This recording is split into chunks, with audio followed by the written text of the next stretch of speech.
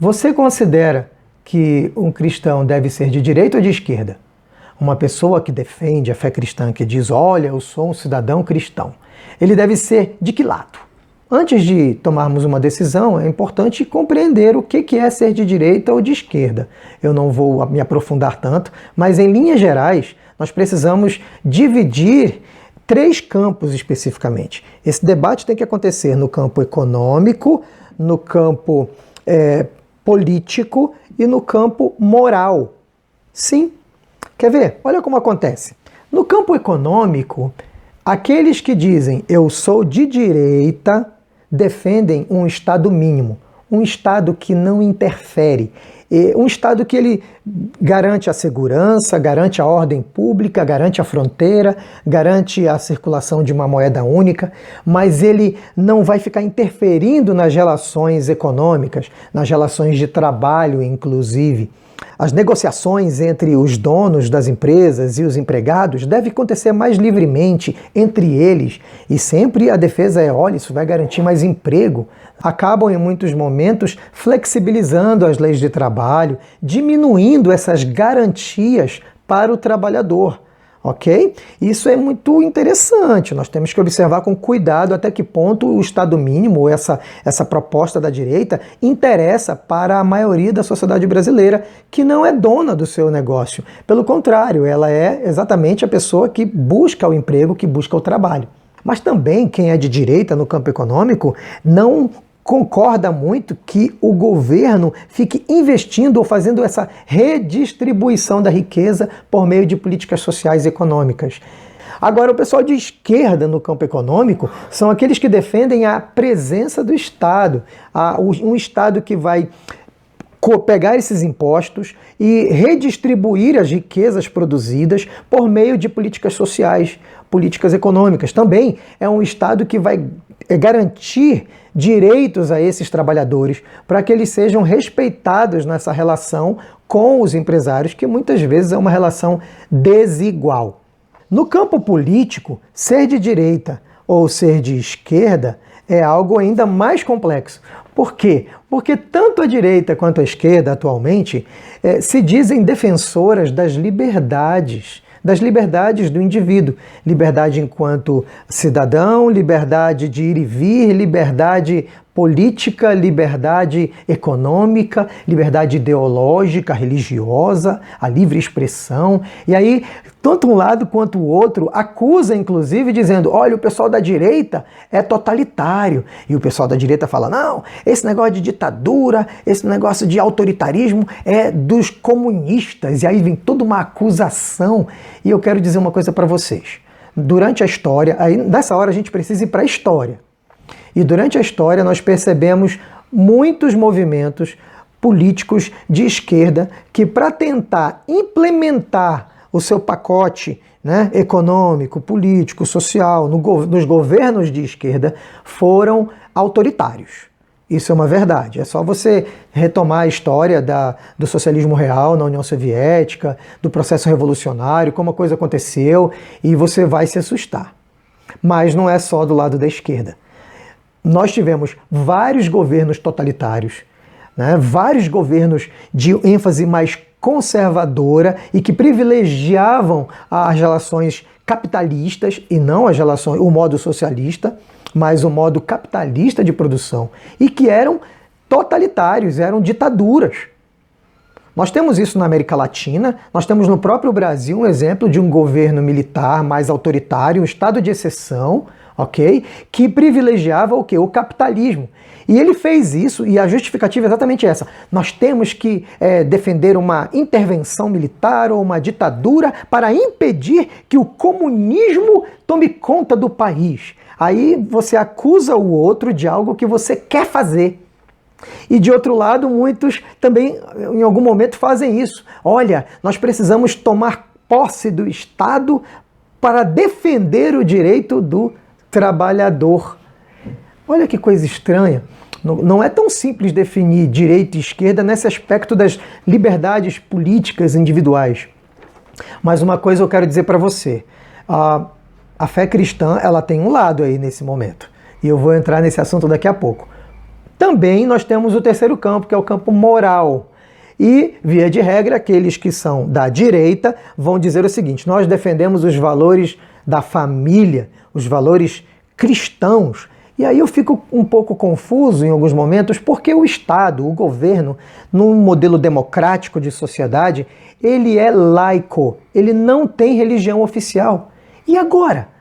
Como é que eu vou dizer que eu sou de direita, eu sou conservador e eu quero a família tradicional, a família cristã, mas eu não posso utilizar a estrutura moral religiosa para criar um modelo de moral cívica, moral laica? O Estado é laico. Veja, mas isso não significa que ele é laicista ou que ele é ateu. É diferente uma coisa da outra. Um Estado pode respeitar as liberdades individuais, inclusive no campo moral, ok? Ele deve respeitar as liberdades religiosas, inclusive no campo moral, porque a maior fonte da moral é a religião. Ela continua muito forte, muito presente na nossa sociedade brasileira.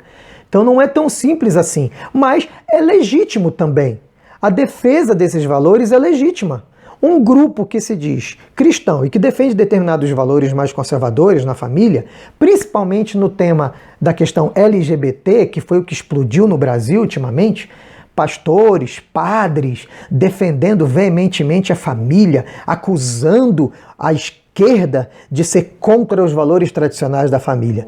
E aí nós temos uma esquerda no campo da moral que defende as liberdades individuais. Olha só que interessante. Agora ela diz assim: não, o Estado não pode dizer que modelo de família eu quero assumir.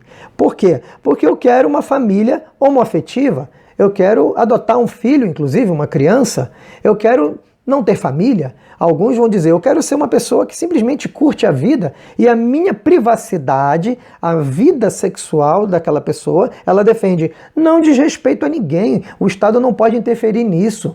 Eu não posso ter uma ordem do governo, porque o Estado é laico, que é influenciada por uma moral religiosa e de uma religião A, B ou C. Olha que interessante. Aqui também há uma polêmica que vale a pena ser considerada com maior zelo, com maior cuidado. E agora? Que postura eu vou assumir? Eu vou, como cristão, decidir ser da direita ou da esquerda? Agora é que você já deve ter percebido, não é tão simples assim. Quer ver? Eu vou mostrar para você. No campo econômico, a Bíblia é muito clara. Primeiro, ela é clara no reconhecimento do mérito. Né? Existem várias passagens bíblicas que mostram isso. Reconhecer o mérito daquele que trabalha, daquele que produz. De certo modo, nós temos na palavra de Deus elementos para a defesa da liberdade econômica, para a liberdade dos indivíduos no campo da economia e para que eles sejam recompensados, de alguma forma, a partir da sua produção, a partir do seu esforço. A Bíblia traz isso. Por outro lado, a Bíblia não aceita relações econômicas desiguais, injustas. Exatamente. Por exemplo, quando você tem, lá na escravidão do Egito, um mover de Deus para libertar aquela população toda, são escravos. Eles são mão de obra escrava naquela economia. Então Deus não concorda que as pessoas sejam escravizadas com a mão de obra escrava análoga à escravidão ou com o trabalho precarizado. Deus não concorda que alguém que tem poder para conceder direitos, para tratar com mais dignidade o trabalhador, simplesmente explore aquele trabalhador, sugue dele a sua força de trabalho, mas não pague corretamente. Isso também está lá em Tiago. Tiago é muito claro nisso, né? Lá no Novo Testamento, quando fala dessa posição, que o salário dos trabalhadores está clamando, porque ele foi surrupiado, ele foi roubado, fraudado pelos donos das terras naquela época. Então, há uma posição muito clara nas Escrituras com relação a isso. De um lado, ela permite, ela defende a liberdade dos indivíduos de produzir e de serem remunerados e de colherem o fruto do seu trabalho. Por outro lado, ela também vai contra essas relações injustas de opressão no campo econômico, no campo do trabalho. Isso significa também que o cristão deve fazer defesa de políticas de redistribuição da riqueza. Por quê? Porque quando você faz uma análise, não precisa ser sociólogo profundo para isso. Quando você faz uma análise das relações econômicas no mundo capitalista, você percebe que o sistema capitalista é gerador. Ele tem uma estrutura que promove as injustiças econômicas. Então nós precisamos de um Estado que seja mais, se não é interventor em todos os assuntos, mas é um Estado garantidor de direitos. Um Estado que vai mediar relações de poder desiguais. Ok? E aí eu faço questão de ressaltar, por exemplo, o John Rawls. John Rawls, ele traz uma ética fantástica, um princípio ético da equidade, que é abençoar aqueles que são oprimidos, que não tem quem os defenda na sociedade. É que, de alguma forma, o Estado deve fazer defesa dessas pessoas mais oprimidas. Isso é muito interessante e tem fundamento bíblico. No campo político, também esse assunto não é tão simples. Como que o cristão deve se portar? O que as escrituras dizem pra gente? Olha, gente, eu posso falar com toda tranquilidade. As escrituras defendem que cada ser humano precisa ser respeitado na sua liberdade. Cada ser humano tem que ser tratado com dignidade. E agora nós chegamos no campo político. Como é que o cristão deve se comportar em se tratando das liberdades individuais e governos totalitários, governos autoritários, né? Como é que nós devemos nos comportar com relação a isso? Nós temos um primeiro exemplo, e aí veja, para interpretar a Bíblia nós temos algumas narrativas que são as emblemáticas, são narrativas paradigmáticas. A partir delas a Bíblia deve ser iluminada, interpretada. E a primeira narrativa é sim a formação do povo de Deus lá no Antigo Testamento.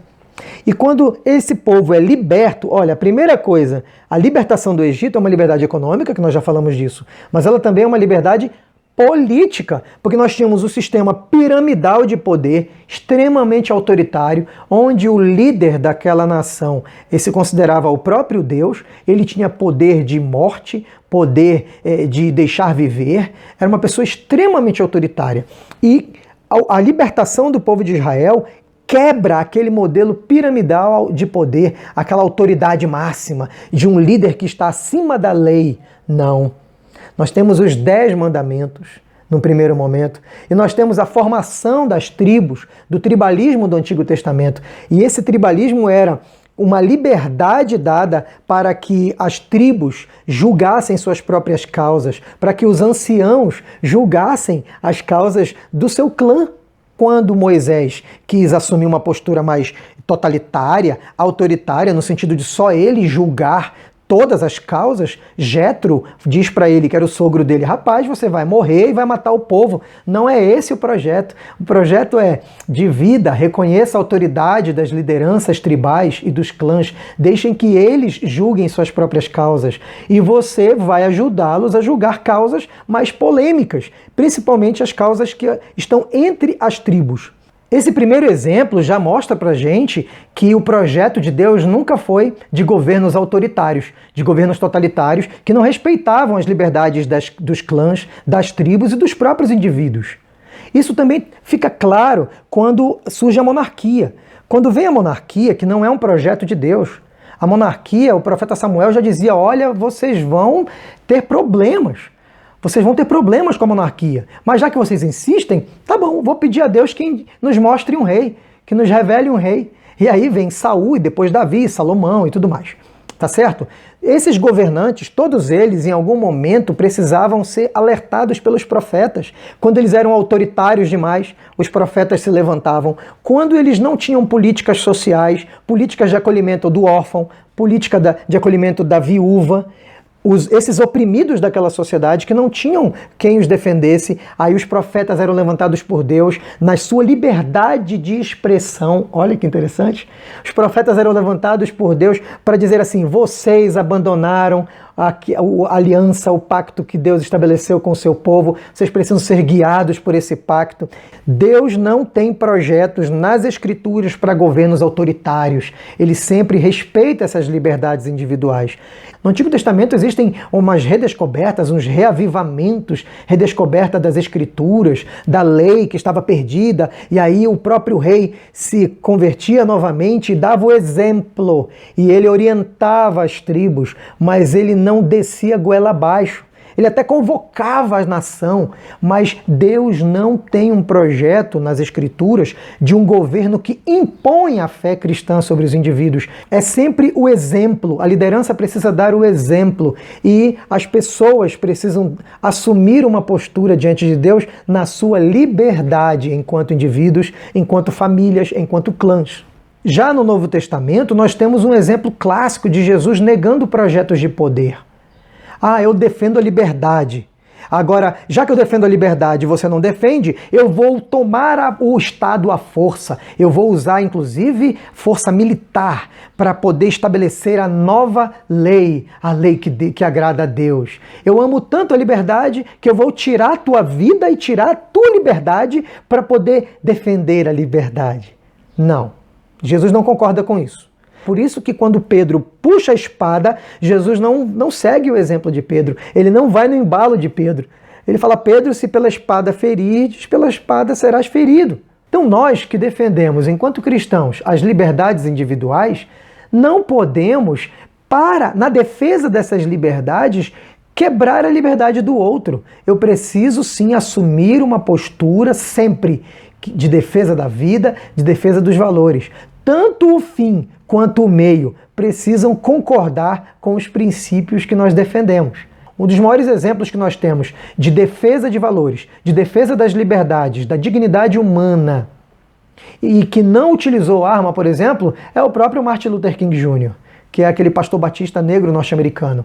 Um dos maiores exemplos de desobediência civil, sim, de defesa dos seus valores, defesa dos direitos, mas ele não pegava em armas. Por quê? Porque se eu defendo a liberdade dos indivíduos em uma sociedade democrática baseada em valores cristãos, eu não posso recorrer a um Estado totalitário, a uma ditadura, para tentar defender a liberdade. É estranho isso. Não dá. Por isso, você que é cristão não pode defender ditadura. Você que é cristão não pode defender governo totalitário, governo autoritário. Nós precisamos respeitar os processos democráticos, mesmo que eles sejam contraditórios, mesmo que você veja muita coisa errada acontecendo. A democracia ainda é a melhor estrutura, mais próxima, estrutura política, mais próxima das Escrituras. Bem, agora nós chegamos no campo da moral. E esse campo, ele parece que é um pouco mais simples para o cristão, mas nem sempre. Eu vou explicar por quê. Veja, o cristão, ele deve reconhecer as lutas, os valores da direita, no sentido, essa direita cristã que fala assim, olha, nós defendemos a família e tal. Sim, não tem para onde correr. Nesse aspecto, a Bíblia deixa claro quais são os preceitos, quais são os valores da fé cristã que são defendidos. Essa família tradicional, papai, mamãe e tal, essa é um modelo de família apresentado nas Escrituras. Você tem situações adversas, você tem momentos específicos na Bíblia, assim, que são polêmicos por causa da bigamia, lá no Antigo Testamento, né? Um homem com 2, às vezes 3 esposas. E só que quando você vai para o Novo Testamento, esses valores são mais depurados e você tem sim a defesa da monogamia, de uma família em que existem homem e mulher e seus filhos. Não dá para fugir muito disso, tá certo? Agora, isso não significa que os valores cristãos devam ser impostos, que deve haver uma imposição desses valores cristãos às outras pessoas que querem curtir uma vida mais homoafetiva, que tem outros valores com relação a essa questão da moral individual. Não dá para impor. Eu, como cristão, não posso utilizar o Estado, tá certo? O governo para impor sobre outros os meus valores. Eu preciso respeitar a decisão das pessoas. Uma vez eu fui perguntado por um aluno num curso de Direito, ele me perguntou, o senhor concorda com casamento gay? Aí eu falei para ele, olha, eu como cristão, em primeiro lugar, devo respeitar a liberdade do outro e escolher o que ele quiser para a vida dele. Isso é com ele, eu não posso impor isso. Eu não devo usar a estrutura política do governo para impor àquele cidadão uma conduta nessa área. Porque é de foro íntimo, é uma questão pessoal, é dele com Deus. Eu devo fazer essa defesa, então, da liberdade desse indivíduo. E o Estado, o governo, precisa legislar sobre esses contratos. Contratos sociais, contratos afetivos, contratos patrimoniais, que é quando dois, por exemplo, homoafetivos, homens ou mulheres, quando eles se unem, tem uma união estável ali. O governo precisa legislar sobre isso para garantia de direitos na hora do distrato, porque também acontecem separações com casais homoafetivos e tem que ter um contrato para facilitar o distrato. Agora, do ponto de vista religioso, eu devo defender o artigo 5º da Constituição, que diz o seguinte, que os meus valores, os valores cristãos, são da minha liberdade religiosa e eu posso fazer defesa desses valores. Na escola, por exemplo, que é um foco principal desse debate, a escola ela deve ensinar o respeito a essa diversidade. O respeito a essa diversidade de escolhas. Por isso que não é tão simples fazer essas defesas.